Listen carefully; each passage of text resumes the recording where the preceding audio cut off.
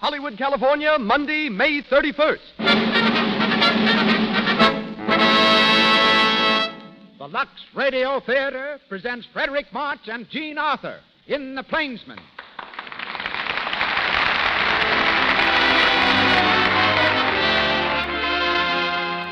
Lux presents Hollywood.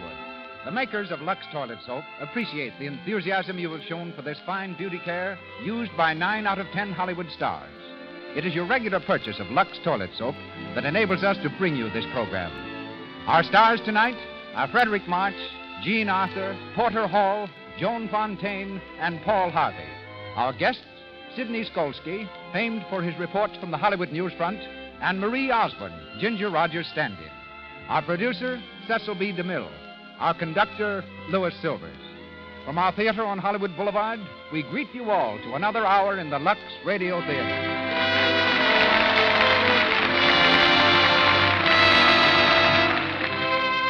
Lux Toilet Soap is snow white, pure, mild.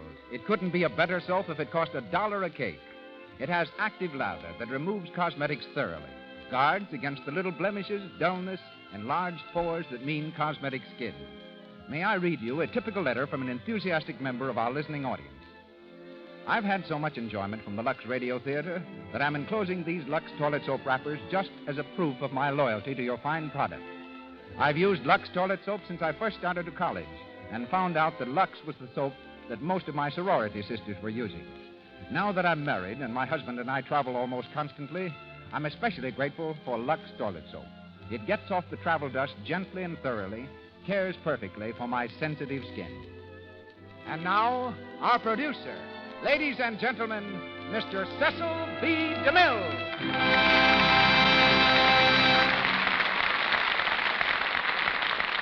Greetings from Hollywood, ladies and gentlemen. Last week, I announced that Gary Cooper would be with us tonight to star with Jean Arthur in The Plainsman. For 2 weeks, Gary's been working in the water, making scenes for Souls at Sea. The result is a severe cold and a high temperature. But ignoring both, Gary has insisted on rehearsing. He protested to his physician that we have a show to put on.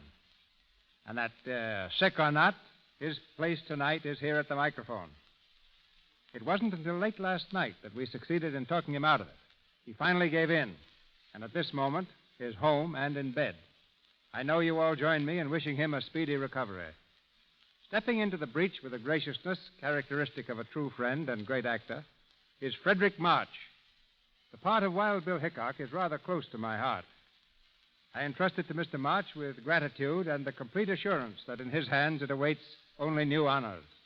And now a word about our story. On the 9th of April, in 1865, Generals Lee and Grant met at a farmhouse in Appomattox Courthouse, Virginia, and with quiet simplicity signed a document whose words had been written in the lifeblood of nearly 500,000 Americans. The war between the states was over. The signatures were scarcely dry when the eyes of the nation turned westward and saw beyond the Mississippi a fabulous empire, yet untamed, a land of thundering bison herds and savage Indians. Into this territory poured the legions of Americans whose faith and fortunes had been scattered by the war, and the hordes of immigrants who flooded from Europe to stake their homes on the sweeping plains. Some found peace, some found riches, and some found death at the point of 6-shooters and scalping knives. For there was no Sunday west of Junction City, no law west of Hayes City, and no God west of Carson City. Out of this background was born The Plainsman, the first of a series of pictures based on the magnificent pageant of American history and its unsung heroes. A series which I am continuing with the story of Jean Lafitte, the buccaneer. Frederick March will again star for me in the role of this amazing pirate. Wild Bill Hickok was not an outlaw. He was a frontier marshal, gentleman, and the keenest shot in the West. And always in his shadow was the equally compelling character of Calamity Jane. My good fortune in securing Jean Arthur as Calamity in the screen version is repeated tonight. No star is better equipped by nature and ability for this colorful role.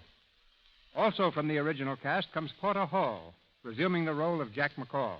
Mr. Hall's current Paramount film is Make Way for Tomorrow. Joan Fontaine, a young actress rapidly rising at RKO Studios, plays Louisa Cody, and Paul Harvey is heard as Yellowhand. And now, we set our course along the trail of the pioneers to the west. The applause of our Hollywood audience greets the rising of the curtain as the Lux Radio Theater presents The Plainsman, starring Frederick March and Jean Arthur, with Porter Hall, Joan Fontaine, and Paul Harvey.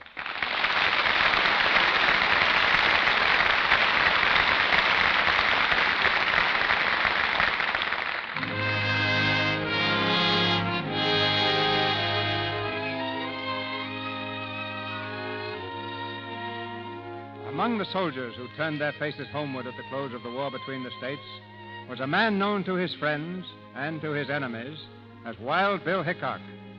His face was not turned toward the rolling pastures of the East, but toward the rugged hills and sweeping plains of the unborn West.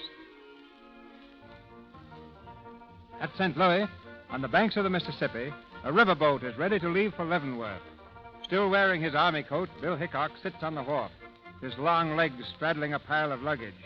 A small boy eyes him with frank interest. Where are you soldiering, mister? Oh, I'm all through, Sonny. The war's over. Didn't you hear? Yeah, I heard it, but I don't take no stock in it. What might your name be, mister? Well, it might be Bill. You ain't Buffalo Bill, are you? No. Oh. Well, now, I'll tell you. If I wasn't myself, I'd just as soon be Buffalo Bill, because he's a great scout, son. You know, I saw him shoot at a whole herd of buffalo once. I thought he'd miss, but two started coughing and fell down dead.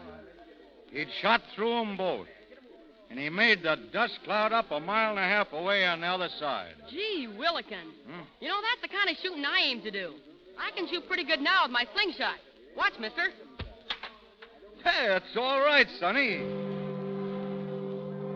Ah, that whistle is just a half-minute wrong. Gee, that's a Jim Dandy watch you got there, mister. Plays a tune, too. Listen. Cute, isn't it? Hey, that's your picture stuck in the case? You're dressed like a scout there, and so's that girl with you. Is she your sister? No, that's Calamity Jane. Oh, I guess you're kind of looking out to see her again, ain't you, mister? I'm looking out to miss her.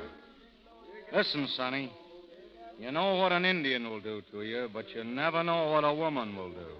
Well, if you don't like her, then what do you carry your picture around for? Well, you see, it's the best picture of me I ever had made.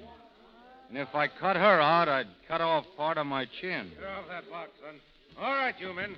Throw those boxes on the boat and be quick about it. Yes, sir, Mr. Latimer. Yes, sir. Come on. Put your shoulders Hey, you forward. better move out of the way, son. Seems to be a powerful heavy shipment of farming tools going out to Hayes City. Says John Latimer on the boxes. Want to see me hit the O and John? Yeah. There. Want to try your luck, mister? I need a mighty good target.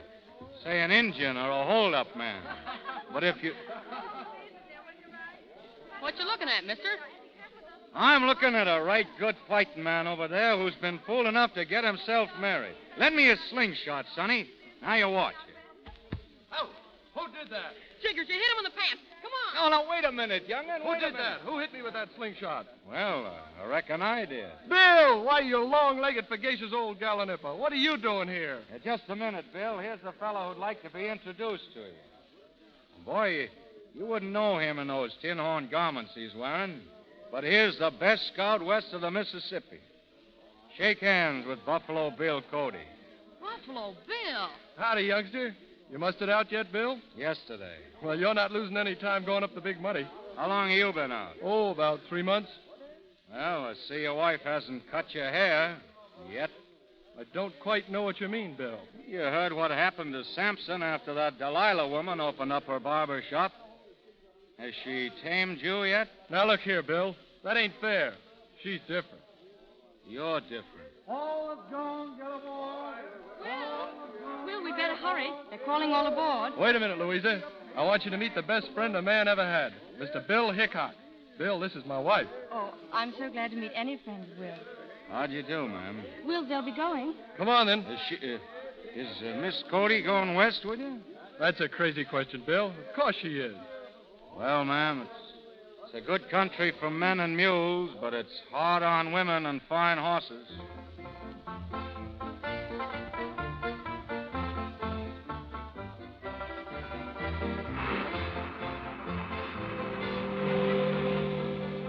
There he is, McCall. Over there by the rail. Bill Hickok? Wild Bill Hickok. They say he can hit a dime at 30 pieces. I'd like to meet him. He's a feller to have as a friend. Evening, Mr. Hickok. I'm Jack McCall. I'm tickled to death to be traveling with you. Glad to know you, Mr. McCall. Ah, thanks. Hey, your toothpick's on fire. What? Oh, that ain't a toothpick, Mr. Hickok. It's a new fad. Cigarettes, they call them. Back east. Cigarettes, huh? Well, it's on fire. Good evening, Mr. Hickok. Oh, good evening, Miss Cody. Do you think we'll reach Leavenworth tomorrow? Well, ma'am, of all the variable things in creation, the most uncertain are the actions of a jury, the state of a woman's mind, and the condition of the Missouri River. My mind isn't uncertain. I'm going to help Will. Don't you believe I can? Well, I don't know, ma'am. Killed his first Indian when he was 12, Bill did. At 14, he was riding Pony Express. He's one of the best natural scouts on the frontier. Now that some folks has taken to selling guns to the Indians, he might be needed where you can't be any help to him. Will's promised me to give up scouting and killing Indians and all that nonsense. West is in his blood, ma'am. You can't change that. But the West is changing. Shouldn't Will change with it? Well, I don't know as I could answer that, ma'am. Unless it's just because he is Will Cody.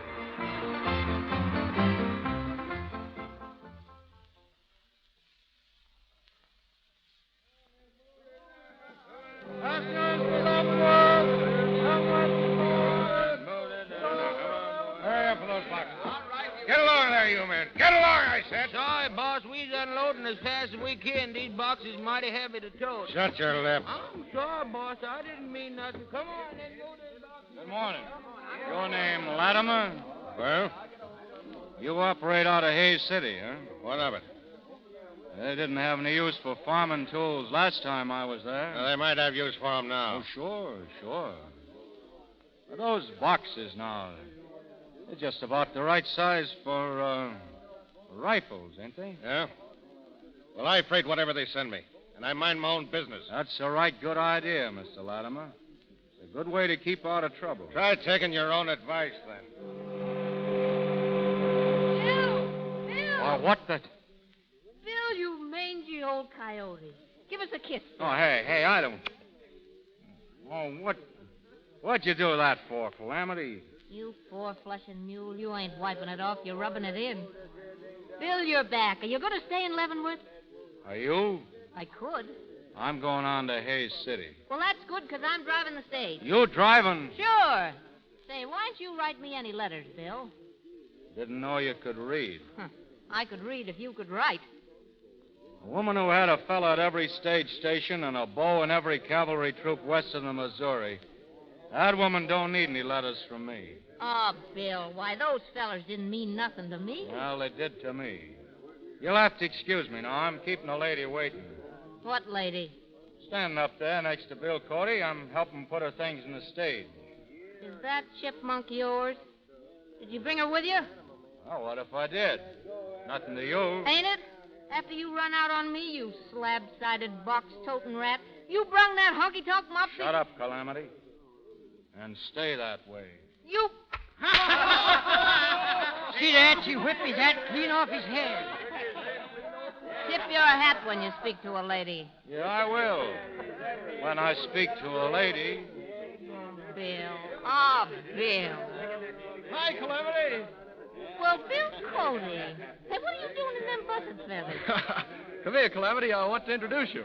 Louisa. Yes, Bill? Lou, this is Calamity Jane. Everybody knows her. Born and bred out yonder. Rides better than a man, drives stage. Now, wait, Cody. Is she your mup? She's Mrs. Cody. Your wife? Oh. Well, I'm certainly glad to know you, Miss Cody. All passengers for Hayes City, Calamity. Suits me. You better get in, folks. It's a long ride.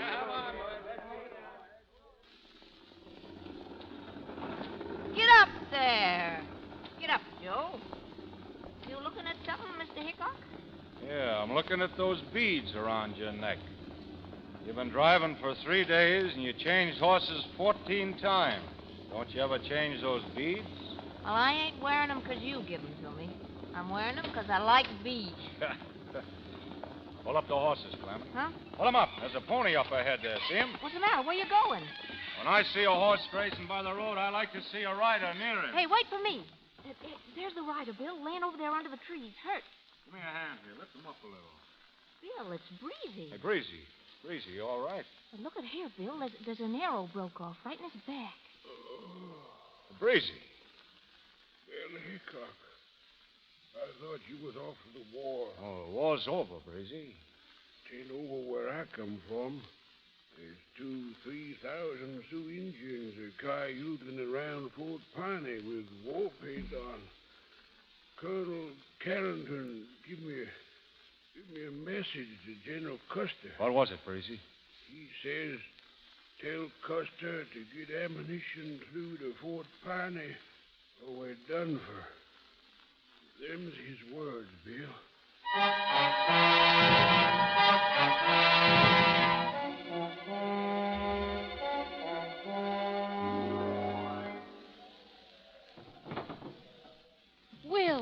Will, close that door. I'll never get the place fixed up. There's so much dirt blowing in. It's got to blow someplace, honey. There's no use fighting the wind, Lou. We've got to bear with this land. Oh, I know, Will. Only, when are we going to move into town and buy the hotel? Well, I'm going to see Jeb Masters tomorrow. He wants to sell the Golden Rule House. Here's your grub, folks. Why, come in, Miss Calamity. What'd you bring, Calamity?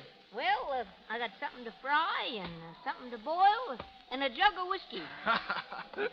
Say, this is a grand shebang you got here. Oh, how can you say that? It's so dusty, and I haven't got my curtains hung yet. Give your wife a hand, you long-legged tube spot. Sure, toss him over, Calamity. Somebody's knocking? What's that for? Come in. Hello, Bill. Hiya, Bill. What'd you knock for? Good morning. Hey, that curtain looks right pretty out there. And you handle it better than a horse blanket, Bill. I've had enough experience with horse blankets. Lou says I've had too much. Oh, that's too bad. Because there's a horse outside waiting for you now. You trying to trade, Bill? Yeah. A hotel for the lives of 48 men. And 10,000 rounds of ammunition thrown in. What do you mean? Well, Chief Yellowhand is on the warpath, ma'am. He's an old friend of mine, Yellowhand.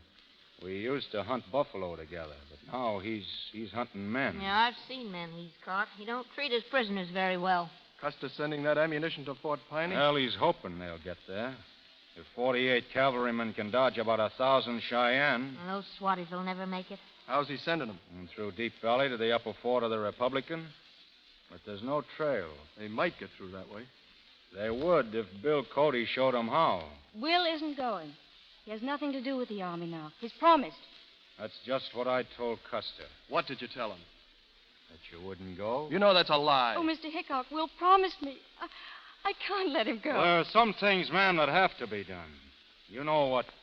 Well, Lincoln sort of set a goal that we have to work toward. He says the frontier must be made safe. But Lincoln's dead. What right have the dead to tell the living what to do? His words are alive, ma'am. Bill Cody knows that as well as I do. Oh, Will, I was afraid of this. You can't leave me. You can't. You never seen the Indian tribes at war, ma'am. You never seen men burned and mutilated and the bodies of women burned. Babies dragged from their mother's arms and dashed That's against... enough, Bill. I'll be ready to go in a few minutes. Why is it you aren't going, Mr. Hickok? Well, I have to pay a call on an old friend. Bill, wait. You're going after Yellowhand. Oh, I told Custer I would. You're going out alone. Bill, you're cold decker. Ain't you got no sense? Oh, it's all right. Maybe I can bring you back another string of beads.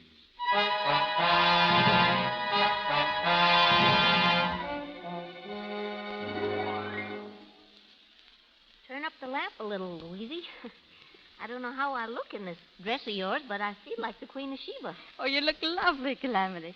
I want you to keep that dress, dear. You do? Say, no woman ever gave me nothing before. Well, I never even seen clothes like these. Calamity. That old coyote's got a toad in his gullet. Couldn't be an Indian, could he? Oh, honey, when you hear something yelling at night around here, it's just some varmint. But when you don't hear nothing, it's an Injun. Calamity, I want you to stay here with me. I've never been alone before. Now stop worrying about him, honey. Well, he's got a whole troop of cavalry riding herd on him. But my Bill plays it alone, the big mule. It's coming closer. Calamity! Calamity, what are you staring at? Lou, don't look at the window. Don't let on anything's different. But listen to me. Can you ride? Yes. My horse is outside. Take this coffee pot inside to the stove. Open the back door there and wait. What? I'm going to entertain some visitors and they're Indians. Indians? Shut up. When you see them all in here, sneak out to the horse. Ride to town, don't stop for anything. Tell them there's Indians here with war paint on. Do you understand? Yes. Now go, hurry. Oh, Lou, make me some fresh coffee, honey. Well, company. Come in, boys. Come right in. Don't be afraid.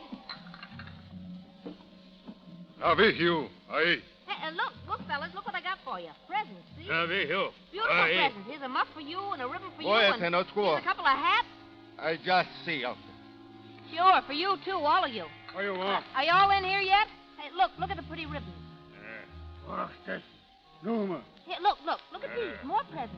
Presents for my brothers, the Cheyenne, you red hyenas. Look, try this hat on. See the pretty feathers? You painted buzzard. Anaino is squaw. Who? Atawa. What's going on? Yes, she's gone. I fooled you, didn't I? Isto hitanio ima. Atanoio. Soldier. Soldier. Me no talk, Cheyenne. Nista nimo. I don't know where the soldiers went. I don't know anything. Otonist. No. Ota. I'll never tell. Do you understand that, you hairless coyote? I'll never tell, never.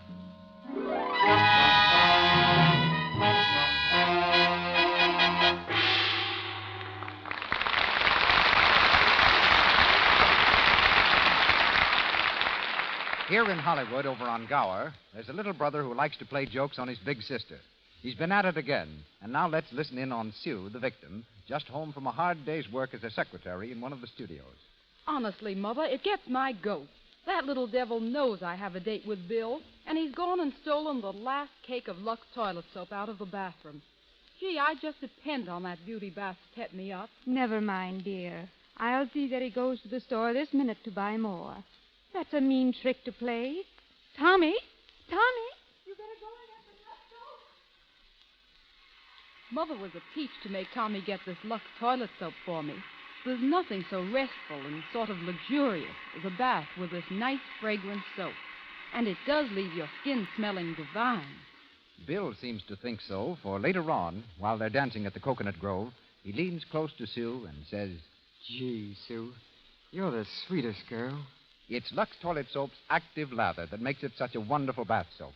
It carries away perspiration, every trace of dust and dirt from the pores.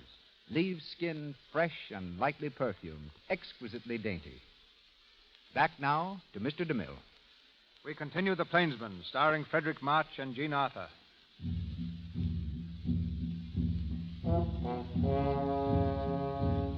Taken prisoner by the Cheyenne, Calamity Jane is led across the plains to Yellow Hand's camp. With her hands tied behind her back and a rope around her neck, she stumbles through the prairie grass between two lines of Indians.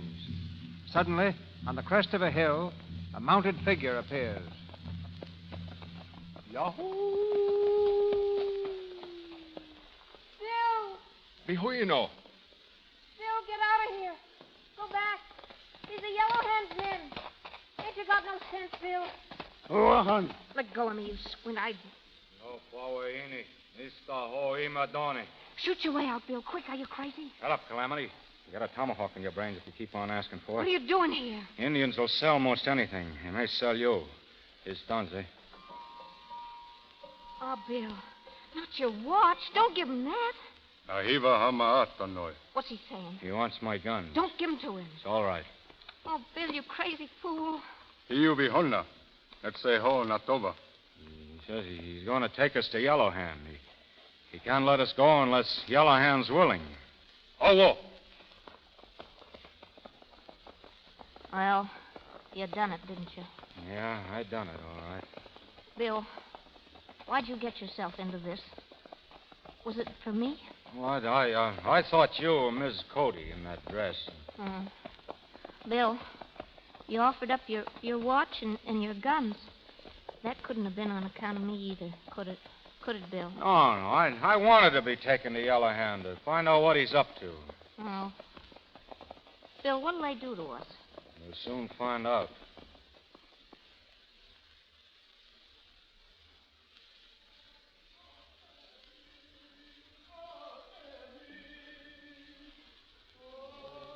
You are Hickok. I know you. He's your old friend, Yellow Hand, remember? I'll handle this. Yes. Speak your own language, Yellow Hand. I'll understand you. You, me, speak white man tongue. You remember what I said last time we met? I said one of us would lift the other's scalp. Which one? Well, looks like you'll be the one to say. What started you on the warpath, Yellow Hand? Where sun rises, white man's land. Where sun sets, Indian land. White man come, take our land. Kill buffalo, our food. White man promise us food. White man lie. Now Cheyenne buy white man's thunder stick. Soon war drums sound in all Indian land. All tribes ride with Yellow Hand. We drive white man like buffalo away, back to rising sun. Yellow Hand has spoken. Yellow Hand has spoken. And you may be right. But you can't drive the white man away. White man send bullets. Many, many bullets. Where? Oh, Yellow Hand, somebody's romancing. You tell where. I don't know. You tell where. He's your friend, Bill. Why don't you tell him it's heading east to Leavenworth? Hiyo vihona vihiu. Hiyo payotse. Dijo ka histianamo. You're crazy. She's not my squaw. Why you keep woman's face in watch? Bill, you got my picture in your watch? You kept it? Well, I couldn't get it out without scratching the case. And you've been acting like you didn't care, and all the time you've been... Tie up that tongue of yours. Look at their faces. Squaw. Let her go. She doesn't know anything. Hickok, you quick to say she not know. Hickok will not tell, but Yellow Hand will know. Now is the hour of the Great Bear rising. When moon high above, Yellow Hand will know. We go. Come back when moon high. What's he talking about the moon for? What do you mean? Bill, do you think there's any chance of cutting these ropes or something? Bill, what are you thinking about? I'm looking at that box over there. I'm thinking about John Latimer's farming tools that came up on the boat. You see there? That's his name on the side. He's the one who's selling rifles to the Indians. Oh, rifles. And better rifles than we have. 7 shots. And every shot may mean the life of a white man. But what about us, Bill? What do you think they're fixing to do to us? I think maybe you gave them an idea of what to do. What, Bill? Yellow Hand's a pretty smart Indian.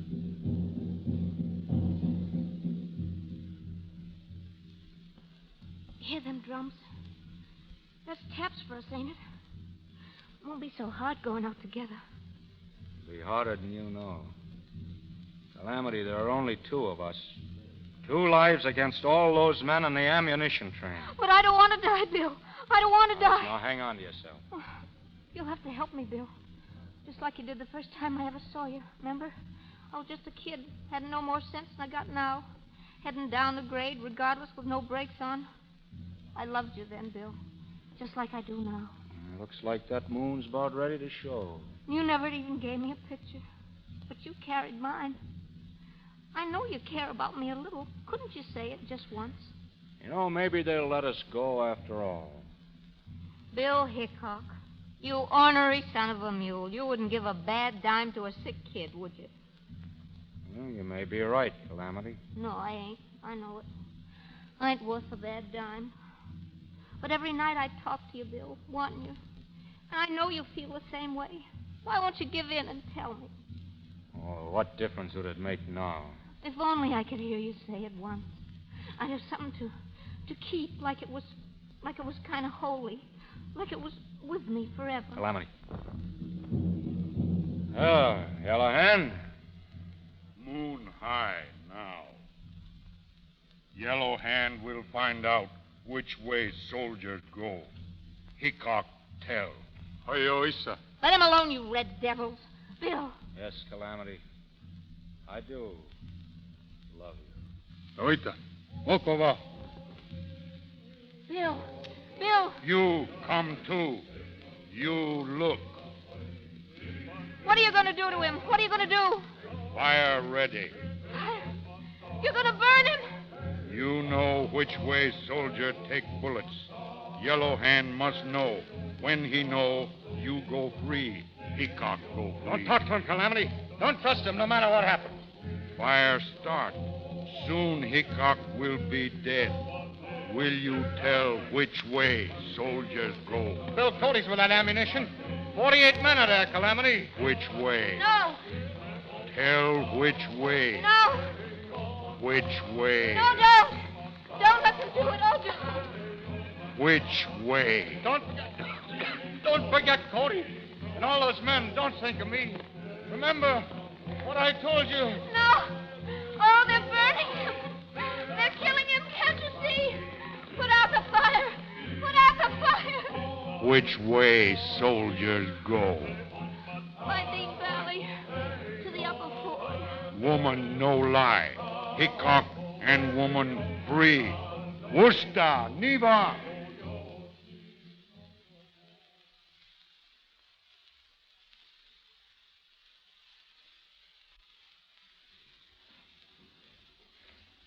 The trail's over here, Bill. Oh, I couldn't help it. I didn't mean to tell. Won't you look at me, Bill? I hope I never have to look at you again. Oh, Bill, please. We're free, sure. What about Cody? What about... You hear that? It started. Yellow Hand's attacked already. I got to get to them. You can't reach him on foot? Well, I'll get through somehow. And you got to reach Custer and tell him we need help. Custer finds out I told Yellow Hand. Yes, he'll give you the firing He squad. won't find out. I'm going to tell him.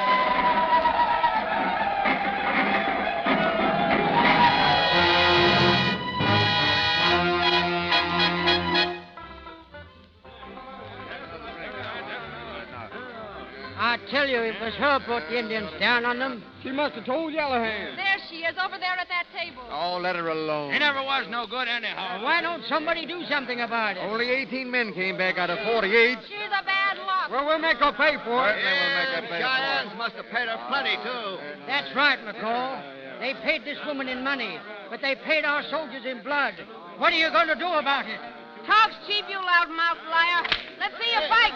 Hey, get that whip away from her. Hey, if you were a man, we'd know what to do with you. Go ahead, you crossbred rat.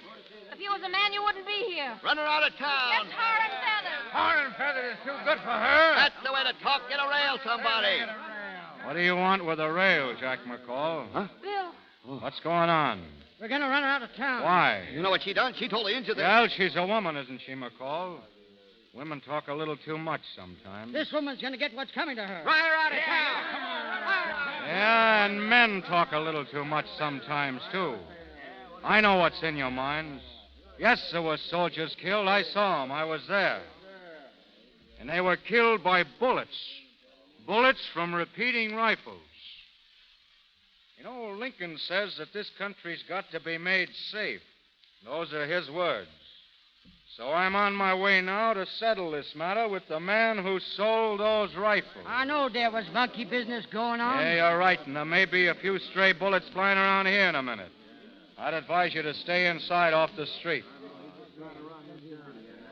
Bill, Latimer's crooked than a rattlesnake.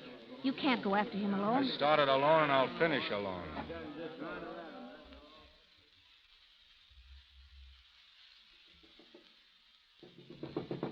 Who is it? Jack McCall, let me in. Well, what do you want, McCall? Mr. Latimer, I want to do you a big favor. Yeah? Hickok's after you, Wild Bill. He says you're the cause of all these Indian massacres. He's on his way here now. He is, huh? Yes, you better do something about it, and do it fast, Mr. Latimer. He's a dead shot. Yeah. Yeah. He wouldn't shoot at a soldier, though, would he? Soldier? What do you mean? There are 3 men working for me, deserters. But they're still wearing uniforms. They can handle Mr. Hickok. They can handle him fine.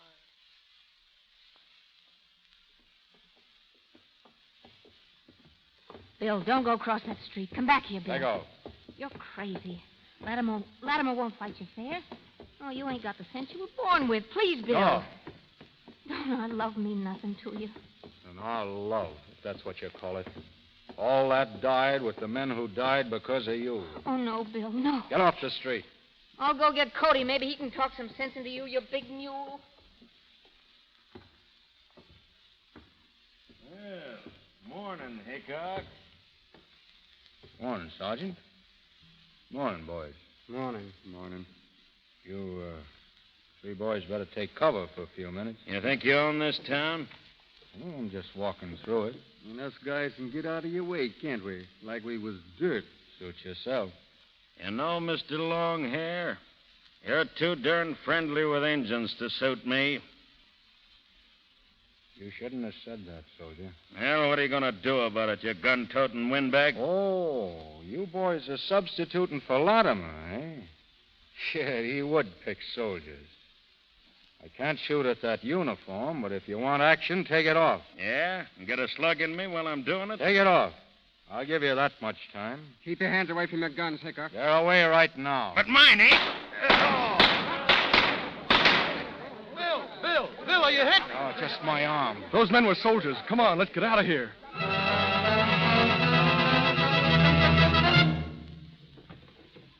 Sit down over here, Bill. There we are. Louisa. Oh, I'll be all right. Look, don't let them find me in your house. Bullet went clean through, but it's bleeding bad.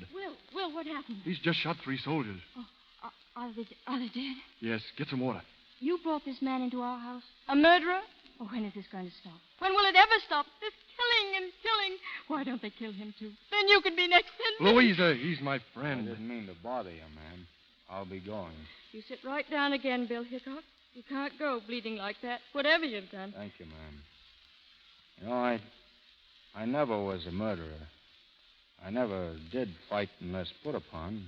Thou shalt not kill. Oh, no ghosts ever came bothering me. It's always been the other man or me in a fair fight. What right have you to judge who is to live or die? Put away your guns, Mr. Hickok. Oh, I can't do that, ma'am, until I find John Latimer. Cody, open up. It's me. Calamity. Where's Bill? Oh, Bill. Did they hurt you much? I'm all right. I know you don't want to see me, but I got to tell you something, Bill. Custer's ordered you brought in, dead or alive. The troopers have combed over every hiding by the river. They'll be out this way next. He's going back to find Latimer. Latimer's gone, pulled out with his wagon. Where? Nobody knows. I'll find him. Of course you will, Bill. Someday you're bound to. But don't try to find his trail now. Just try to save yourself from Custer's men. No telling what they'll do to you. If Latimer's pulled out with his wagons, those wagons are loaded. I know what I have to do. Yeah. Help me up. You'll get me a horse, Bill? Sure. I'll have him saddled and ready. I'll help you, Will.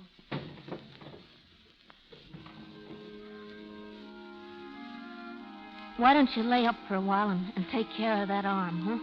That's what I'll do. Yeah, I'll need this arm when I find Latimer. Oh, forget it, will you? You ain't got a chance against Latimer's men. You got nothing to lose. Nothing but your life. Bill Hickok, when you talk like that, I could bounce a rock off in your beam. Well, why don't you try it next time you see me? When'll that be, Bill? Where? Oh, up around Deadwood someplace. Never can tell. I gotta get out of here, too, after what I done. Well, I guess this is goodbye, eh, Bill? Where are you going? Oh, up around Deadwood someplace, I guess. I don't give a hoot where I go. You're well named, you know. A child of calamity. You're always getting yourself into trouble. Say, Bill, I reckon maybe you don't hate me, do you? Or maybe you're just being nice to me because you think you won't ever see me again. Sure, I'll see you again. This is a big country, you know, but trails cross sometimes.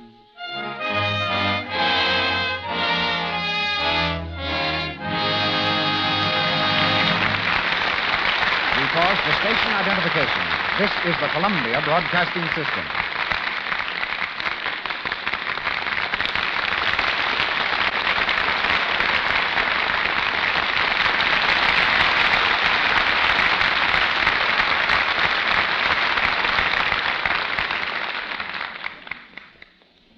Frederick March and Jean Arthur continue in The Plainsman, we call time out for a powwow with the little giant of Hollywood columnists, Sidney Skolsky.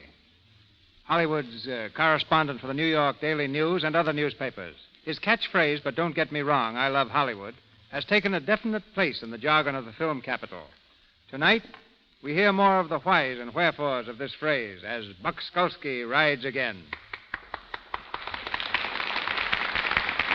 Mr. Buck, to you, but really I feel more like a cake of Lux soap than a cowboy. Well, you're more the size of a cake of Lux soap than a cowboy. What I mean is that I'm playing a repeat date on this program, the way I noticed that Lux toilet soap plays repeat dates in the homes of the movie actresses I've visited. Not only in their homes, either. Apparently, Lux soap is just as much a part of studio equipment, too, as a camera. You say 9 out of 10 stars use it.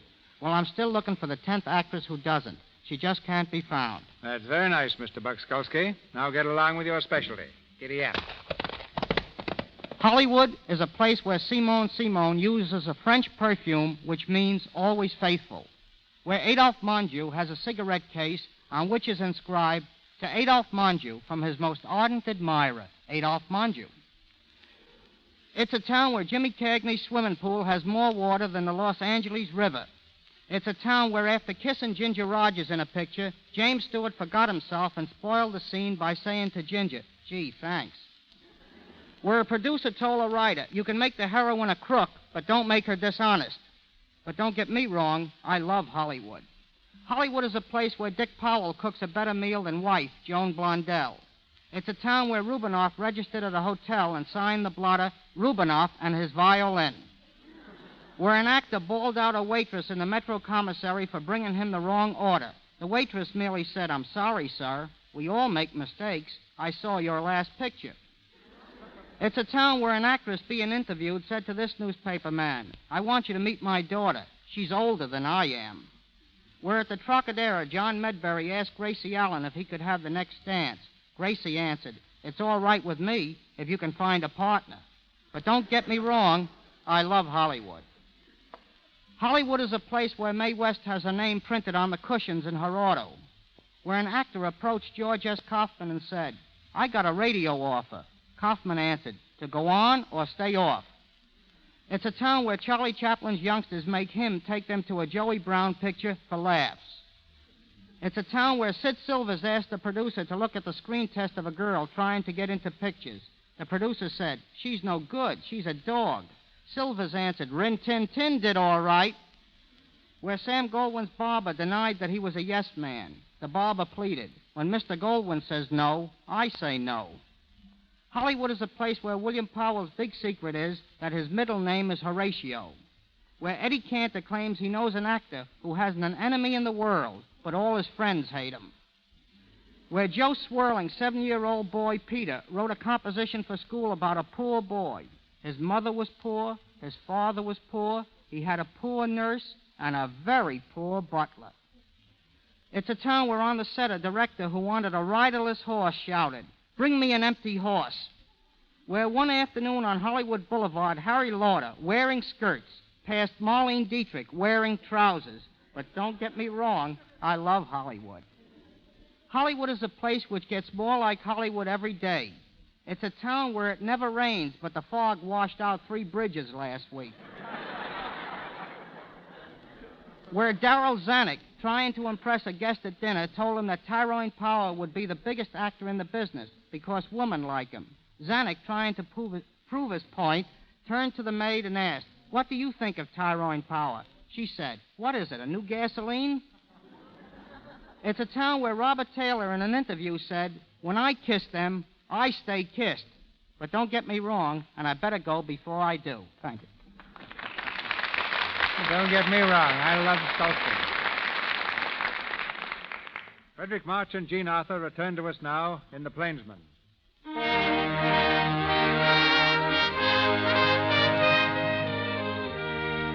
It was many weeks before the trails of Hickok and Calamity Jane crossed again.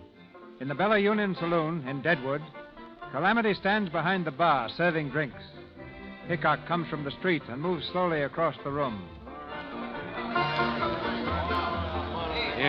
You can set one up here, Calamity. Bill, Bill Hickok. Hiya, Calamity. Bill, you come back. Gee, I kept watching. I kept asking. Nobody'd seen you. Nobody'd heard. Well, I haven't been out much in what you might call society. I only had one caller, Bill Cody. Custer sent him to bring me back. Cody found you then. Say, Bill, you didn't... Oh, hurt Cody? No, he's all right. We heard from a brave up there in the hills about Custer. He was wiped out, his whole battalion. Yeah. Cody went on to meet General Merritt. I promised to wait for him here. Wasn't your fault, them 3 soldiers getting killed that time. Say, you won't have to move on again, will you, Bill? No, I got a hunch that this is going to be my last camp, Calamity. You mean you're settling down? You're going to stay here? Yeah, I got a feeling I'm going to stay here. You need a drink. You know, I've been thinking. The West is getting to be a new kind of place. Cody's done the right thing. He's changed. What place is it going to be for a 2-gun plainsman? You're talking crazy, Bill. You're the best man in this country. I don't know who thinks so. I think so, Bill. Say, if you think Cody's done right, settling down and all, maybe that's what you'd like to do, huh? Have a home and things and someone to cook your meals and... Oh, doesn't sound so bad. Bill. I'll be a big man around here someday. You wait till you see. Is that Jack McCall over there? Yeah, he's been bragging around here for a month. All right, laugh. Hello, Calamity. Give us a drink. Those fellas think that... Bill Hickok. Hello, McCall. I said hello. What are you looking at me for? I didn't do nothing, Mr. Hickok. I didn't do nothing. What's he talking about, Calamity? He's scared of you, Bill, because he sneaked and told Latimer you was looking for him back in Hayes City. What? Well, she's lying, Mr. Hickok. She's lying. Am I? You're thick with Latimer right now. No, Mr. Hickok. Shut up. McCall, a year ago, I'd have shot you dead on sight. But now, go buy yourself a drink. Thanks, Mr. Hickok. Bill, you let him off. Well, I'm getting to think that maybe Louisa was right. Who am I to decide whether a man's to live or die? I had another reason, too. If he warned Latimer once, he's going to do it again now. Guess I'll step out and follow him. I'll go with you. You stay where you are. And say, Calamity, I kind of like to have you take my watch. Here. It's about the only thing I have that's worth keeping. Bill, if you got a wrong hunch, don't go out there. Don't forget to wind it. You're a mule-headed man, Bill Hickok. Hey, Calamity. Don't bother me, Dave. What's eating you? I just want you to hold this gun back here for a while. Belongs to Colorado Charlie, and he's acting up. Might drill somebody. Give me the gun. Where you putting it? It's in the drawer with the cards. Now let me alone.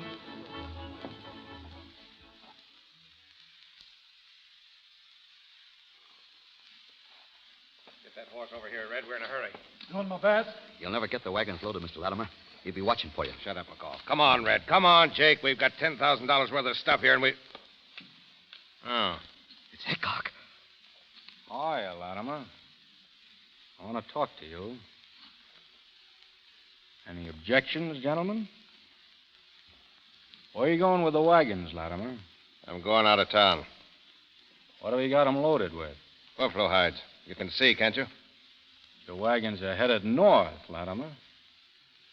Surely you're not selling buffalo hides to Sitting Bull's Indians. Take off those top hides. Let me see what's under them. Jake. Yeah. No, not Jake. You. Oh. All right. I don't know what your authority is for this, but you must have it. Keep your right hand in sight, Latimer. Sure. Don't kill me! Keep your hands off your guns. There'll be more dead men here than the town can afford to bury. Latimer. He's dead. Drop your gun, Jake. Bill, you all right? Sure. I'm taking these fellows in the Bella Union, Calamity. Go out in. Get ahead of me. Go on, you men, inside. No, not me. I just know Mr. Latimer. You just knew Mr. Latimer, McCall. You better get inside, too. Sure, Mr. Hickok. Whatever you say. Calamity. Yes, Bill. Cody and the 5th Cavalry's on its way. Step out here and keep an eye out for him. Sure, Bill. All right, now inside, Jake. Red. And McCall, Joe, step lively. Yeah. Now, gentlemen, we're all going to stay here for a while. So sit down. Maybe a long wait. What are we waiting for? We're waiting, Jake, until General Merritt gets here with the 5th Cavalry. Takes over those rifles outside. And any objections? When are they coming? Maybe today, maybe tomorrow, maybe a week. When I have to wait, I believe in entertainment. Furthermore, I'm short of funds. Get some cards, McCall. Yes, sir. See if you can find some fresh ones. Sure. Calamity keeps them over here behind the bar. And bring some chips. She keeps them in a drawer, I think. Here. Oh, there's a whole bunch of... What's the matter, McCall? Nothing. Nothing, Mr. Hickok. What's in that drawer? Why, just cards, chips, that's all. Bring them over. Yes, sir. You want a deal, Jake? All right with me. Here's the cards. Come back here, you. You can't go in there. It's Cheyenne Charlie. Come in, Charlie. Let him in, Calamity. How, Charlie? Charlie's a friendly Injun. Yeah, I know, Charlie. Sit over there, Charlie, or I can keep an eye on you. Charlie took a shot at me once, but I was too far away. Too bad you wasn't close, Hickok. He got my horse.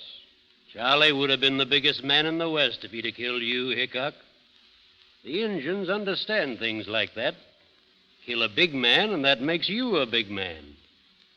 Killing you, Hickok, is an honor that's just waiting for somebody. You, Jake? No, not me, Bill. Not me. I'm facing you. The only way to down a man like you is from the back. Don't stand behind me, McCall. It's bad luck. I better get some more chips. Your say, Jake. I'll wait for the chips. Got 'em, Jack? Yeah, I got him. Listen. It's the cavalry, Bill. The cavalry. You know what they'll do? It's a rope necktie for us. Sit down. We'll play out this hand. Hey, Calamity, find Cody and General Merritt and bring them here. Play a hand, Jake.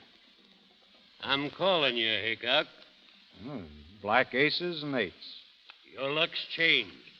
I've got 3 queens. I'm afraid you lose, Hickok. Oh, man's bound to lose sooner or later. Give it to him, Jack. I got him. I killed Hickok. Get out, quick. Come on, to the wagon. Come on.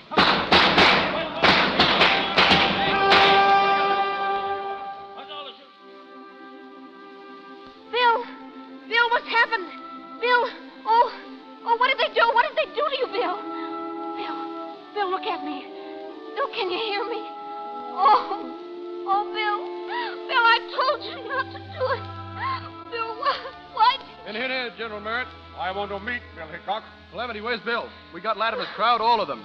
General Merritt said, Calamity, what's happened to him? He's dead. My Bill's dead. Dead?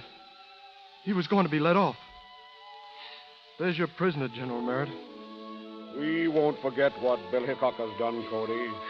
We'll remember. All of us will. All of us. Oh, Bill. That's one kiss you won't wipe off.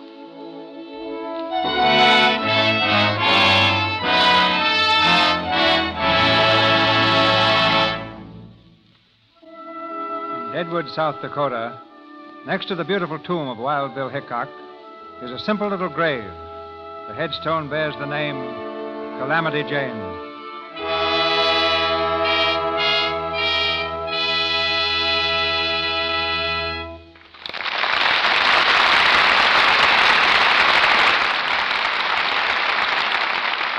Each week in the Lux Radio Theater, we try to show you some new aspect of Hollywood through the eyes of those behind the screen. So before Frederick March and Jean Arthur return, we'll have a word with Marie Osborne. As baby Marie, she was the Shirley Temple of 15 years ago, but old age caused her to retire at the age of 10. Miss Osborne holds one of the unusual jobs found only in pictures. She's one of our better-known stand-ins for one of our more famous stars, Ginger Rogers. Ladies and gentlemen, Miss Marie Osborne. Thank you, Mr. DeMille. I suppose the most logical thing to do is to explain first just what are the duties of a stand-in. Well, before a scene is shot, it is often necessary to spend considerable time arranging lights, cameras, and microphones to get the proper perspective. Rather than tire the star while this is being done, a stand-in stands in. However, a satisfactory stand-in requires more than the ability to stand first on one foot and then on the other. Yes, she must have the same height, weight, and coloring as the star for whom she is standing in. The same features, makeup, clothes, and the same complexion. Complexion is really very important. If the star had a light complexion and the stand-in was dark, lighting would be inaccurate and the camera improperly focused. And that brings me around to the subject of keeping your complexion like the stars, which is just another way of saying with Lux toilet soap. There are 3 reasons why I use Lux toilet soap, Mr. DeMille. First, because Ginger Rogers, who has one of the loveliest complexions in Hollywood, uses it. Second, because it's the official soap in the dressing rooms at the RKO studios, just as it is in every big studio. And third, because it happens to be the finest complexion care I have ever found. In all sincerity, I know of nothing better for removing makeup and keeping the skin smooth and soft than Lux toilet soap. But getting back to Miss Rogers... Yes, how did you start your career as a stand-in? Well, Ginger's mother, Leela Rogers, now in charge of RKO's Little Theater, had written several stories for me when I was on the screen as Baby Marie. When I was about 11, I went on a personal appearance tour, and Mrs. Rogers visited me backstage in a theater in Texas. She brought Ginger along, and we met then for the first time. About 3 years ago, with our positions quite the reverse, I met Mrs. Rogers and Ginger again in Hollywood. Told them that I wanted to get back in pictures, and Ginger made me her stand-in then and there. She's one of the finest friends a girl could have. And that, Mr. DeMille, is the story of this stand-in. Many thanks for bringing me here. Happy standing, Marie. And now a little crossfire from our leading man and lady, Frederick March and Jean Arthur. Jean, now that you've done the Plainsman on both the screen and the air, which did you enjoy more? Well, that's not so easy to answer, Mr. DeMille. Making the picture was considerably more exciting, I suppose, since you had me driving a stagecoach and captured by real Cheyenne Indians and practically living the same thrilling incidents that Calamity Jane experienced. Yes, but, Jean, there's an intimacy about radio that you can't find anywhere else. For instance, I'm told that Gary Cooper is listening in tonight. And I only hope that as Wild Bill Hickok, I was one half the man on the air that he was in the picture. I also hope that Gary's as quick in his recovery as Hickok as he was on the trigger. So say we all. My thanks and good night to you both. Good night, Good Steve. night. Thank you, Frederick March and Jean Arthur. This is your announcer, ladies and gentlemen, Melville Ruth. Who are the stars for next Monday night? What's the play going to be? Well, in just one moment, Mr. DeMille will answer those questions. Mr. March appeared through courtesy of Selznick International Studios, where he is about to make a new Technicolor picture with Carol Lombard. Mr. DeMille, Paramount Studios, where Jean Arthur has completed Easy Living. Joan Fontaine's next RKO film is You Can't Beat Love. Louis Silvers is from 20th Century Fox, where he's in charge of music for This Is My Affair. And here's Mr. DeMille. One of the most dramatic events in modern history, the Russian Revolution, becomes the background of next Monday night's play in the Lux Radio Theater, when we present that amazing story of international spies, British Agent, suggested by Bruce Lockhart's best-selling book, screened by Warner Brothers. This exciting and romantic play brings 2 of your favorite stars back to our microphone, Errol Flynn and Frances Farmer.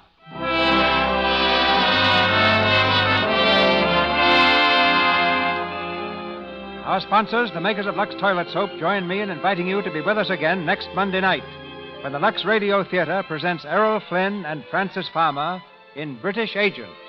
This is Cecil B. DeMille saying good night to you from Hollywood.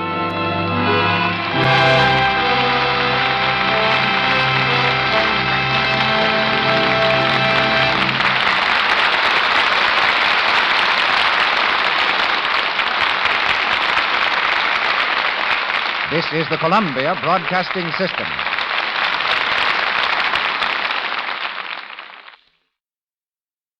What's that sound? That's the sound of Downy Unstoppable scent beads going into your washing machine and giving your clothes freshness that lasts all day long. There it is again. It's like music to your ears, or more like music to your nose. That freshness is irresistible. Let's get a Downy Unstoppable bottle shake. And now a sniff solo. Nice. Get 6 times longer lasting freshness plus odor protection with Downy Unstoppables in wash scent beads.